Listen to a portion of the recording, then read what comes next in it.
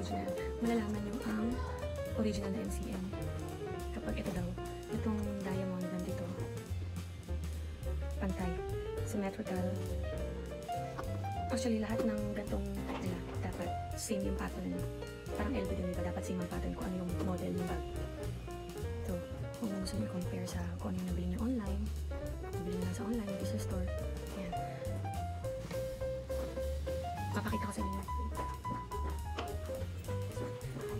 Fake MCM. Nabili ko sa Green Hills. Fake, original, mas malaki yung fake. At kung makikita nyo, hindi diba? Look at the patterns.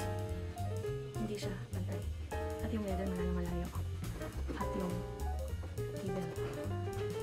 Yung metal niya. Naghanap na sana ako. Gusto ko yung ganito ng limited edition na lang yung print. Wala sa mismong store nila sa Korea. Ganito. So, ito yung peke. Medyo na. Tingin nyo. Ito. Hindi man siya agad. Dumikit lang sa damit mo.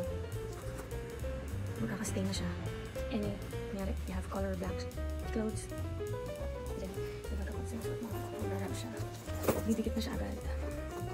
I bought this around 1.5 ata. 1.5 or basta 1,000 na higit. Mura na. I bought this around 33,000 less tax na.